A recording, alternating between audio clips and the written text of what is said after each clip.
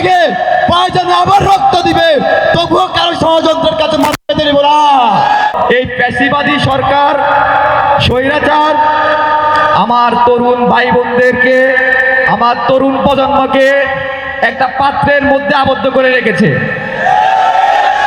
আমাদের তরুণ প্রজন্ম হীনমন্যতায় ভুগেছে। আমাদের তরুণ প্রজন্ম ভুলতে বসেছে তাদের যে সংস্কৃতি আছে,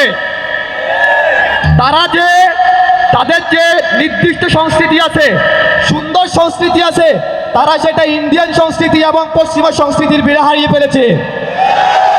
আর এটার ধারক বাহক ছিল শেখ হাসিনা সরকার। সারা বাংলার আমার তরুণ প্রজন্মকে তারা একটা কুটিরের মধ্যে আবদ্ধ করে রেখেছিল। আজকে আমরা মুক্ত বাতাসে ডানা ঝাপটিয়ে উড়ে বেড়াচ্ছি। আমরা বলি আলহামদুলিল্লাহ।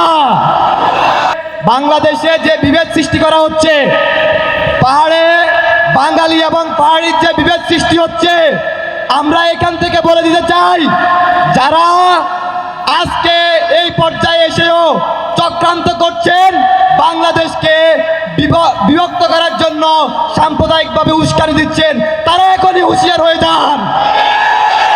এখানে যে জেনজিরা উপস্থিত আছে তারা সব সময় সক্রিয়। আমরা কি বাংলাদেশের স্বাধীনতাকে, সার্বভৌমত্বকে পুনরায় আমরা আমাদের স্বাধীনতা সার্বভৌমত্বকে অক্ষুণ্ণ রাখার জন্য প্রস্তুত আছি? সবাই হাত তুলে দেখে আমরা প্রস্তুত আছি। আমরা এখান থেকে পাহাড়ে, সমতলে, সকল জায়গায় বাংলার আনাচে কানাচে বার্তা পৌঁছে দিতে চাই। বাংলার তরুণ সমাজ যত রক্ত লাগে প্রয়োজনে আবার রক্ত